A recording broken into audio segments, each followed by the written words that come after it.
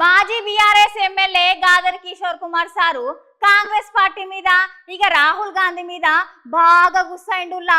అరే రేవంత్ నిన్నేరా అని అనుకుంటా పెద్ద పెద్ద మాటలు మాట్లాడుతుండు. మరి గవల మీద సార్కు ఎందుకంత కోపమో.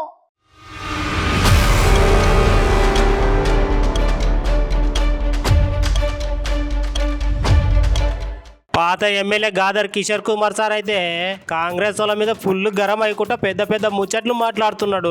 ట్వీట్ చేసిన రేవంత్ రెడ్డికి ఈ రోజు విద్యార్థుల నిరుద్యోగుల అర్థనాదాలు వినిపిస్తలేవా? ఎక్కడున్నట్టు రేవంత్ రెడ్డి? నువ్వు నిరుద్యోగుల కోసం రాహుల్ గాంధీని పిలిపించి హైదరాబాద్ లో ఉన్న అశోక్ నగర్ లో తిప్పినప్పుడు ఆ రోజు కనిపించలేదా నిరుద్యోగుల గోస?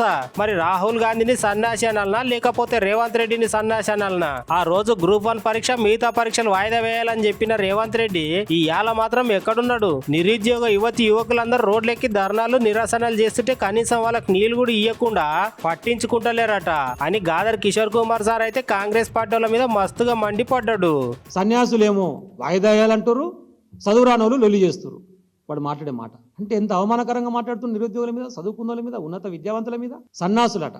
అరే సన్యాసి రేవంత్ రెడ్డి, అరే సన్యాసి నిన్నే అంటున్నా. మరి నువ్వు ఆ రోజు నిరుద్యోగుల కోసం రాహుల్ గాంధీని తీసుకొని అశోక్ నగర్ తిప్పినప్పుడు మరి ఆ రోజు రాహుల్ గాంధీ సన్యాసా లేకపోతే రేవంత్ రెడ్డి గారి సన్యాసా అని అడుగుతున్నాను.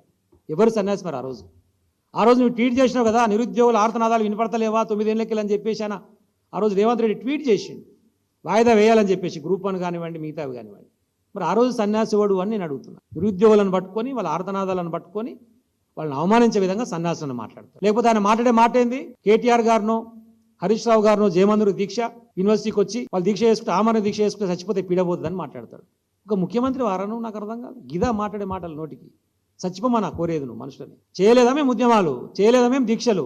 కేటీఆర్ గారు చేయలేదా? హరీష్ రావు గారు చేయలేదా? ఇక్కడ వేదిక మీద కూర్చున్నటువంటి మా మిత్రులు అందరం కలిసి చేయలేదా? మేము అందరం దీక్షలు చేసిన వాళ్ళమే, 100 కేసులు పెట్టుకున్నలమే, జైలకు పోయిన వాళ్ళమే తెలంగాణ ఉద్యమం కోసం. అప్పుడు నువ్వేం చేస్తున్నావు? చంద్రబాబు నాయుడు సంకనాకుతున్నావు.